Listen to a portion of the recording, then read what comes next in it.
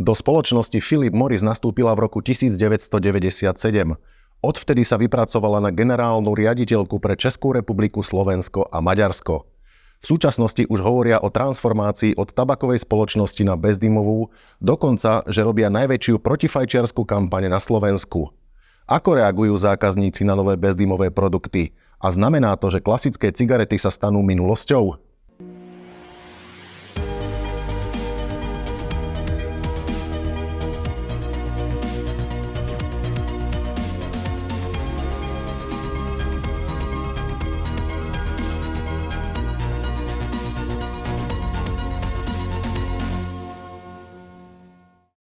V štúdiu vítam pani Andreju Gondkovičovú, generálnu riaditeľku spoločnosti Philip Morris pre Českú republiku, Slovensko a Maďarsko.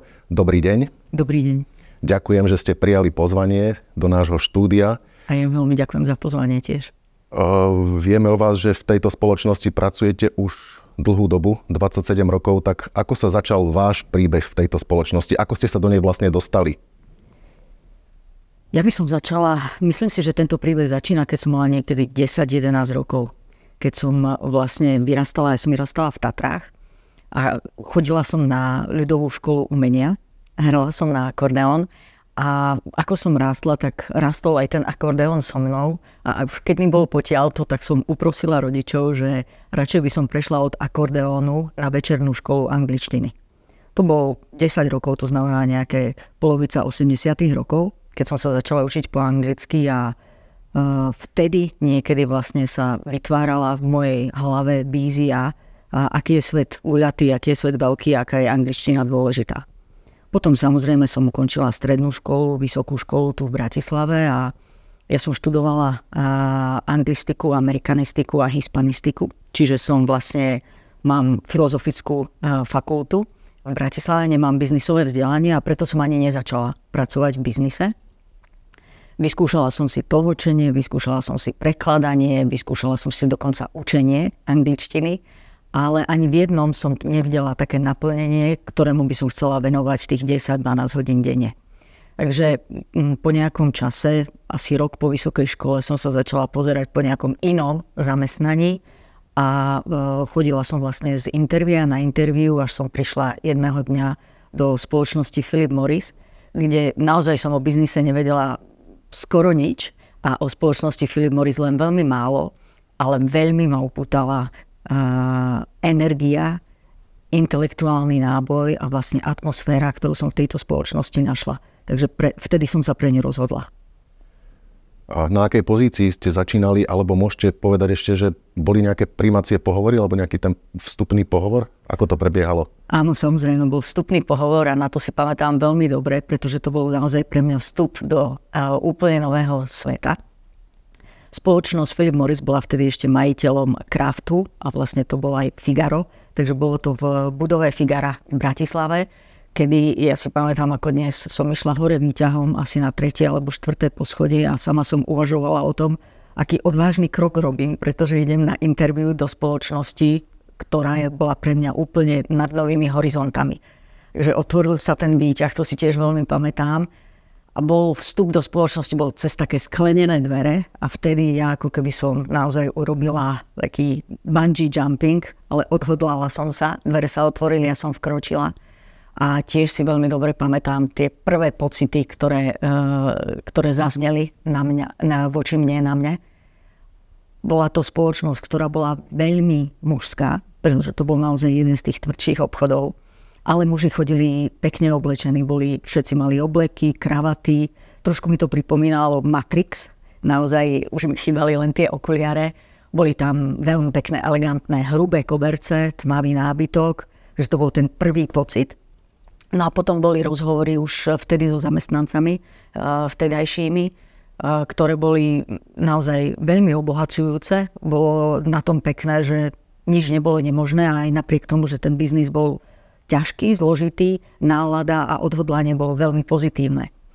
No a najviac si spomínam na rozhovor s mojím prvým šéfom v tejto spoločnosti, tým, že som firma začínala a ja som nemala obchodné vzdelanie, tak som sa uchádzala o pozíciu asistentky a rozprávala som sa s tým s mojím nastávajúcim šéfom potenciálnym a on mi vlastne predstavil firmu, jednotlivé oddelenia, čo ktoré robí, potom mi predstavil trochu svoj náplň práce. A keď som ho tak počúvala, tak som si tak povedala, že mňa síce zaujímam sa síce o to miesto asistentky, ale z toho, ako počúvam jednotlivé náplne a hlavne náplň toho môjho šéfa, tak už som tak vycítila, že máme podobný zmysel pre humor, tak som si mu dovolila povedať, že vieš, ako príjmam ten job, idem pracovať pre teba, ale pravdu povediac, viac ma zaujíma ten tvoj job ako ten, o ktorý sa ja momentálne uchádzam. Takže vlastne už na začiatku ste si hovorili, že možno časom by ste mohli pôsobiť aj na nejakej tej riadiacej pozícii a ako ste sa, môžeme to aj prepojiť s ďalšou otázkou, že ako ste sa postupne prepracovali, ako ste sa z tej pozície asistentky dostali až do pozície, v ktorej ste teraz? Poviem vám pravdu, že som si to až tak celkom nevedela predstaviť, pretože tá cesta naozaj od asistentky ku šéfovi firmy sa mi zdala nekonečne dlhá a hlavne som k tej pozícii v skutočnosti mala veľkú úctu. Takže áno, bola to pre mňa nejaká ašpirácia, nejaká hviezda v diaľke, ale asi ani ja by som nevedela odhadnúť, že sa na túto pozíciu dostanem. V každom prípade išla som ďalej po častiach. Naozaj z jedného kroku do druhého. Čo mi pomohlo, tá štartovacia pozícia bola veľmi dobrá v tom, že som mala naozaj priestor a aj podporu zo strany šéfa zorientovať sa v jednotlivých oddeleniach, čo robí ktoré oddelenie a viac menej som si mohla vybrať ako z bomboniéry, čo je veľmi výnimočné, to, čo som si myslela, že mi bude sedieť najviac. A v tej situácii som si vybrala oddelenie vonkajších vzťahov, alebo Corporate Affairs sa to volalo. Bolo to oddelenie, ktoré malo na starosti reguláciu, fiškálnu politiku, komunikáciu, podporu spoločnosti, spoločenskú zodpovednosť.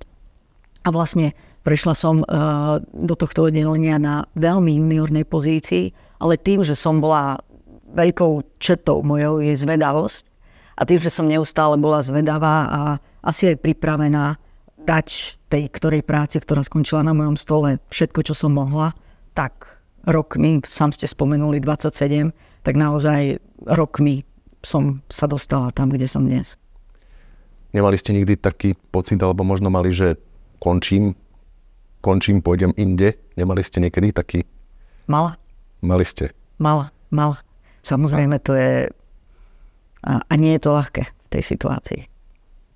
Bolo to, môžem povedať aj trošku viac, keď... No veď som sa chcel opýtať, že kedy tak asi to bolo, ako nemusíte presne, ale tak v ktorom období? Bolo to v období, keď som mala pocit, že ja som naozaj postupne rástla zo slovenskej úrovne na Česku, z českej na európsku úroveň v rámci oddelenia vonkajších vzťahov. A v istom momente som si tak povedala, že čo ešte by som sa tu mohla naučiť a čo by som aj tejto spoločnosti, firme mohla priniesť.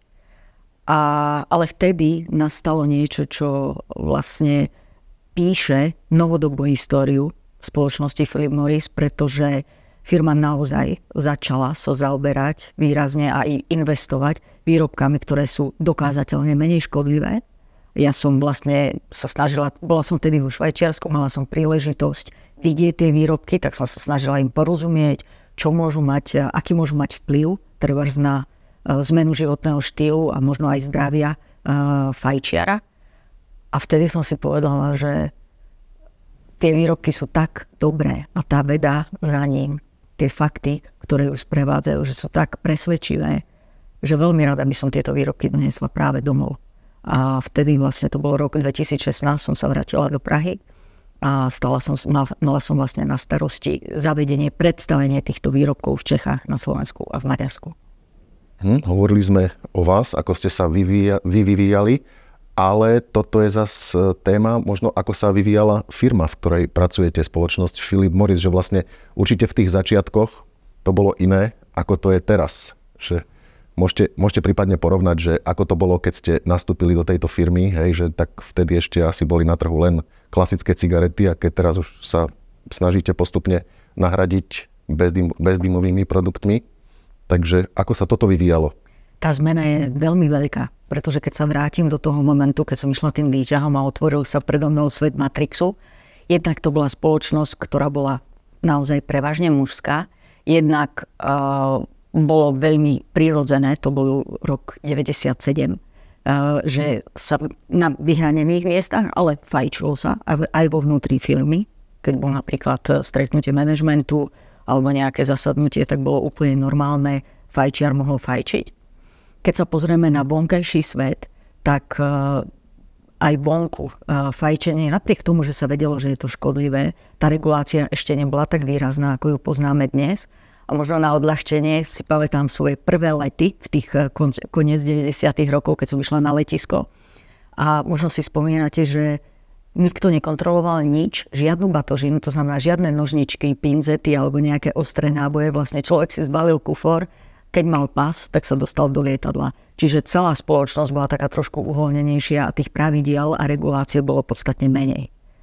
Keď to porovnám s dneškom, tak samozrejme legislatíva sa posunula a vlastne reguluje sa v súčasnosti od pestovania tabaku cez výrobu tabakových výrobkov, označovanie krabičky, reklama, komunikácia, miesta predaja. Takže všetko sa v podstate viac reguluje. Aj napriek tomu sa spotrebiteľské správanie nemení výrazne a vtedy vlastne nastupuje význam investícií a zamerania našej spoločnosti na výrobky, ktoré sú dokázateľne menej škodlivé. Čiže toto bol možno taký míľnik alebo zlom, ktorý ste tiež asi zažili v spoločnosti Philip Morris, ako myslím teraz tento prechod na tieto bezdymové výrobky. Áno, tým, že som bola vo Švajčiarsku, tak som zažila aj vlastne otvorenie výskumno-vývojového centra, ktoré sa postavilo vo Švajčiarsku v roku 2009. Zažila som aj moment, keď naši čelní vlastne predstavitelia v roku 2014 išli do sveta s tým, že povedali, naozaj máme veľký záväzok nielen investovať, ale aj vyrobiť výrobky, ktoré sú dokázateľne menej škodlivé a priniesť ich fajčiarom tak, aby sme zlepšili kvalitu ich života a života všetkých, ktorí sú okolo nás. A toto bol práve ten moment, kedy ja som sa nadýchla znovu a povedala som si, áno, toto je tá spoločnosť, pre ktorú chcem pracovať aj ďalej. Ako na tieto nové produkty, na tieto výrobky reagujú zákazníci? Dnes už možno je to také rozšírenejšie, ale v tých začiatkoch to bolo aké... Bralo sa to ako čo viem, nejaký nový trend alebo niečo nové, nejaká nová inovácia? Človek je stvorenie, ktoré má rado svoj zvyk a takú nejakú rutinu. Aj náš mozog je vlastne prispôsobený tomu, že sa v tom koridore, ktorý poznáme, cítime najlepšie. Takže zmeny si vždy vyžadujú vysvetlenie, trochu času. Vieme, že aj my, keď nám hoci aj lekár povie, že toto by si nemala robiť, alebo takto by si to mala robiť, tak vždy je dobre sa na to vyspať a dať tomu čas. A tak to bolo aj so zavedením vlastne týchto nových výrobkov v Čechách, na Slovensku aj v Maďarsku. Ale toho času prekvapivo nepotrebovali, keď vezmeme Slovensko, nepotrebovali Slováci až tak veľa.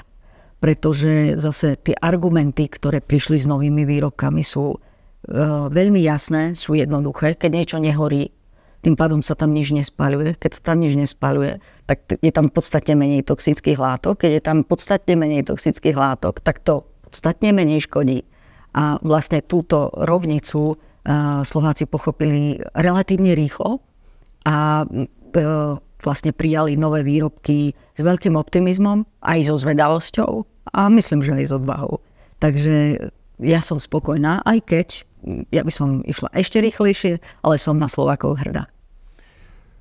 Som si tu pripravil aj zo pár výpisov z citátov, ktoré ste povedali v predchádzajúcich rozhovoroch, ktoré ste robili napríklad k tejto odpovedi, čo ste teraz hovorili. Môžem povedať, že príde deň, keď si ľudia nespomenú, že sme niekedy predávali cigarety.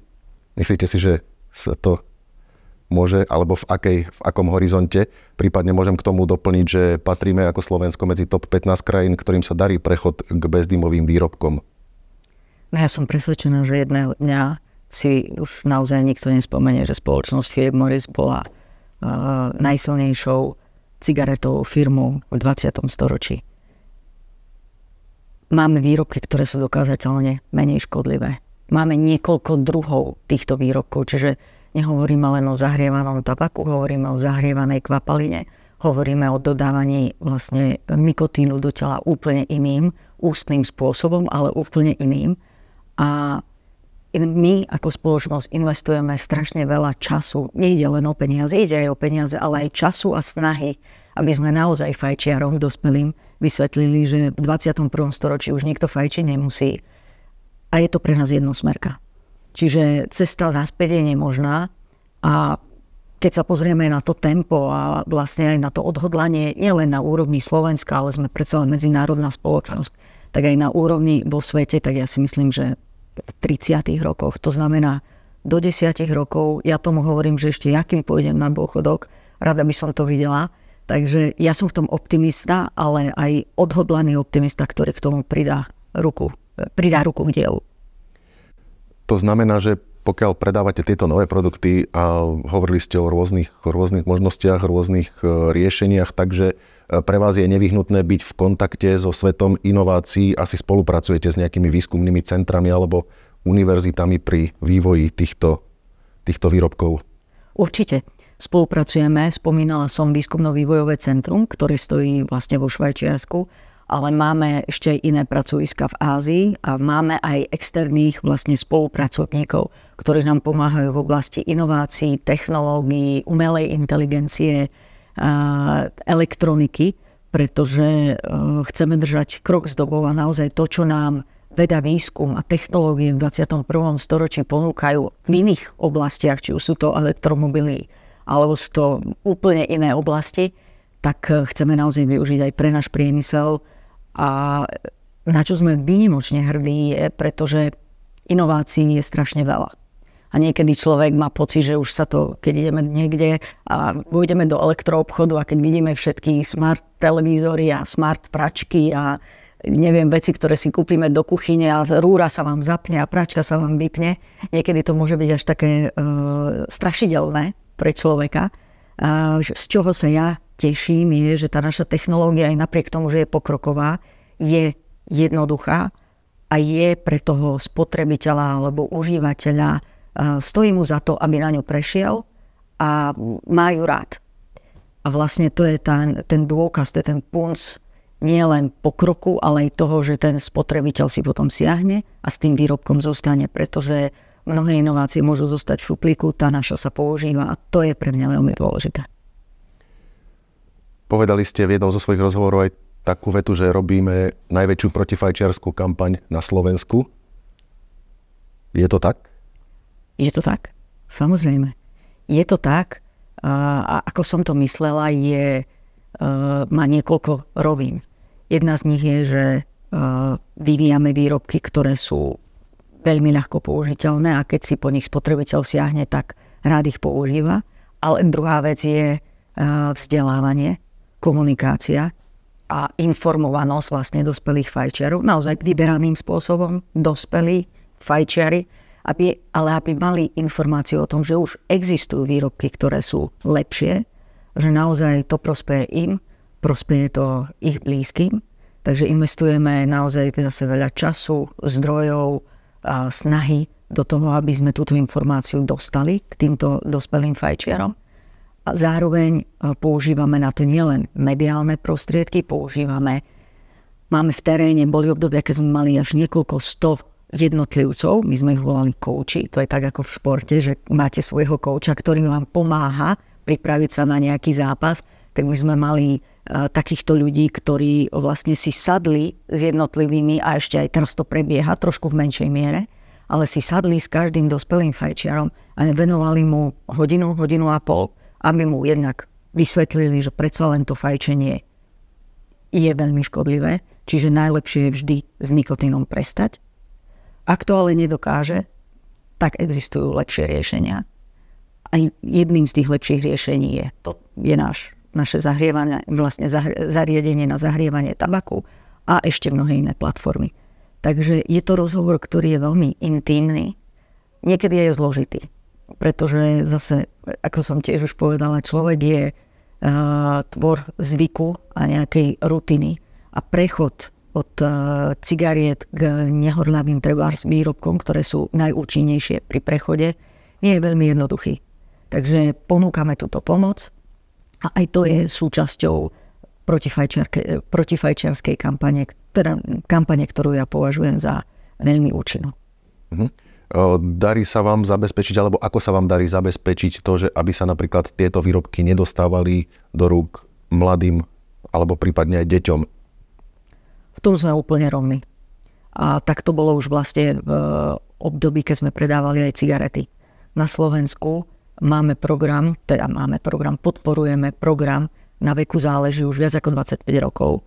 A to je program zase, ktorý je širokospektrálny a jedným príkladom jednej aktivity, ktorú robíme, je, že vzdelávame obchodníkov a povzbudzujeme ich a hovoríme im, aké je dôležité, aby si od mladistvých alebo od ľudí, ktorí sú mladí a oni nevedia, koľko majú rokov, pýtali občiansky preukaz, aby im tie vtedy ešte cigarety, hovoríme 25 rokov dozadu, naozaj nepredávali. Hovoríme s paniami, ktoré pracujú pri pokladni, hovoríme s ľuďmi, ktorí pracujú v kioskoch, hovoríme s ich šéfmi. Čiže naozaj investujeme veľa snahy už historicky do toho. A keď sa presunieme do súčasnosti, tak zariadenia, ešte stále veľká väčšina zariadení, ktoré sa používajú v súvislosti so zahrievaním tabaku, sa kupuje v našich predajniach. A do našich predajní nepúšťame ľudí, ktorí nemajú 18 rokov. A to nehovorím už ani o predaji, pretože tam naozaj sa vždy kontroluje, ste dospelí a ste fajčiar. Anekdota zo života je, že niekedy prídu rodičia s deťmi a niekedy sú menšie, niekedy sú väčšie, niekedy sú v strednom veku a chcú vojsť do toho obchodu spolu s nimi a my jednoducho ani toto nedovolíme. A už sa nám niekedy stalo, že tí rodičia boli vyrušení, lebo chcú ako rodina tam vojsť, ale predsa len my sme v tomto rovní a hovoríme nie, to nie je možné. Takže dávame si na to pozor od predajne, od predaja vlastne v kamenných predajniach, predaj na elektronických stránkach, vzdelávanie obchodníkov. Takže sme v tom veľmi rovní. Hovorili sme už o inováciách, ale môžeme sa pozrieť aj dovnútra spoločnosti, dovnútra firmy. Ste inovatívni aj vo vzťahu, čo ja viem, k práci a životu zamestnancov? Ja verím, že áno. A sledujeme to jednak individuálnymi rozhovormi. Naozaj sme vzťahová firma a snažíme sa mať v rámci jednotlivých oddelení a potom aj ako celok blízke, normálne bežné medziľudské vzťahy, kde je tá komunikácia obidvoma smermi. Takže sme v úzkom kontakte vlastne s našimi tímmi, aj neformálne. A potom 2-krát do roka si robíme aj prieskum, kde môžu úplne anonymne odpovedať. Čiže keď majú nejakú obavu alebo nejaké pozorovanie, môžu nám to tam povedať. A všetky vlastne tieto spätné väzby nám potvrdzujú, že áno. A dám aj pár príkladov, ktoré si myslím, že za tým stoja. Máme certifikát rovných príležitostí. A to nejde o to, že máme certifikát, ale máme tie kroky, ktoré tie rovné príležitosti jednak merajú a jednak nám povedia, či spĺňame alebo nespĺňame. Jednotlivými položkami toho sú napríklad rovnaká príležitosť pre dámy a pánov zaujímať sa a získať vyššiu pozíciu. Rovnaká príležitosť pre dámy a pánov vzdelávať sa a profesne rásť, prehlbovať si vlastne množstvo poznatkov v tej oblasti, v ktorej človek pracuje, ktorá ho zaujíma. My už nemáme len materskú dovolenku, my máme rodičovskú dovolenku. A aj ja v tíme som mala pána, jeho manželka bola istý čas doma s dvojičkami, takže to bolo asi náročné. A v istom momente sa dohodli, že vlastne tento pán manželku vystrieda. Úplne v pohode sme sa o tom porozprávali, povedali sme si, že kedy je najlepší čas pre nich, kedy by sme si to vedeli predstaviť my.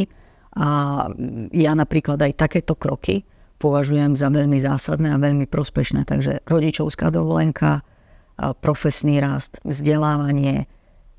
Máme rôzne platformy, ktoré sme napríklad počas pandémie zaviedli a veľmi sa nám osvedčili, kedy sa snažíme udržať kontakt so zamestnancami cez tzv. Webcasty. Či už je to digitálne, alebo teraz to robíme hybridne, cez obrazovku, ale aj v práci, kedy úplne otvorene hovoríme o obchodných výsledkoch, obchodných cieľoch, a o iných oblastiach nášho spoločného života. Čiže snažíme sa vytvoriť prostredie, ktoré je naozaj priateľské, aj keď tie naše ciele sú odvážne, ale ja som človek, ktorý verí, že keď sa v práci cítime dobre a veríme si, tak tie výsledky skôr či neskôr prídu. Áno, mal som aj v pláne opýtať sa, že ako sa dá táto, napríklad aj vaša práca spojiť s rodinným životom, ale vidím, že aj s výchovou detí, ale vidím, že sa to dá. Dá sa to, ale vyžaduje si to diskusiu a rozhodnutie aj na úrovni partnerskej. Ja mám veľkú výhodu, že môj manžel pred tými 20 rokmi, keď sa nám narodil prvý syn, bral úplne normálne a bolo to pre neho naozaj naplňajúce, keď sme sa v istom momente vystriedali. Ja som bola na materskej a vlastne som sa venovala tomu bábätku, kým bolo bábätko do roka. A po roku sme sa vlastne vystriedali a zostal chvíľu doma manžel. A podobne to bolo aj s druhým bábätkom a celkovo naozaj je dôležité o tých veciach hovoriť, pretože musia sa obidvaja partneri, aký je to teda partnerský vzťah, alebo potom, keď je tam nejaká iná podporná štruktúra, ale aby všetci sa cítili dobre, aby to chceli robiť, aby mali pocit, že je to správne. A vtedy sa to dá. Hovorili sme o firme, o jej vývoji. Poďme sa pozrieť ešte do budúcnosti, blízkej budúcnosti spoločnosti Philip Morris. Aké máte plány alebo ciele na najbližšie roky? Určite sa chceme ponoriť do toho nášho cieľa, aby sme vybudovali svet bez dymu. To je naša obrovská priorita. Tak ako som spomínala, že odchádzame od klasických horiacich cigariek a naozaj smerujeme s dospelými fajčiarmi do sveta zahrievaného tabaku, zahrievaných kvapalín, nikotínu a tak ďalej. Čo je však dôležité spomenúť, je, že máme víziu aj za tento míľnik a to je ponuka pre spoločnosť našej vedy, výskumu, technológií, ktoré môžeme dať do služby či už oblasti medicíny alebo oblasti životného štýlu. Pretože naše zariadenia sú naozaj špičkové a tak ako vedia do tela doniesť nikotín v podstatne menej škodlivej forme, tak vedia do tela doniesť aj inú účinnú látku. Či už je to z oblasti medicíny a máme tam takú látku, ktorá je naozaj veľmi zaujímavá pri prevencii infarktu myokardu, kde interval 20 minút, ktoré sú lieky alebo prostriedky, ktoré existujú teraz, dokážu znížiť na 2 minúty pri rovnakej účinnosti. Čiže tam naozaj šanca poskytnúť tú asistenciu a pomoc, ktorá je potrebná, je veľmi výrazná. Tak podobné účinné látky sú aj v oblasti životného štýlu, či už pri zlepšení koncentrácie alebo naopak pri zvýšení uvoľnenia. Takže máme naozaj víziu menej škodlivého nikotínu, ale ideme ešte aj nad nikotín. Tak to je určite zaujímavá aj veľmi prospešná vízia do budúcnosti. Ďakujem vám, že ste prijali pozvanie do našej diskusie Príbeh značky. Pani Andrea Gondkovičová, generálna riaditeľka spoločnosti Philip Morris pre Českú republiku, Slovensko a Maďarsko. Ešte raz ďakujem, že ste prišli sem do nášho štúdia. Ja ďakujem veľmi pekne za pozvanie. A vám, vážení diváci, takisto ďakujem za pozornosť a teším sa pri niektorej z ďalších diskusí.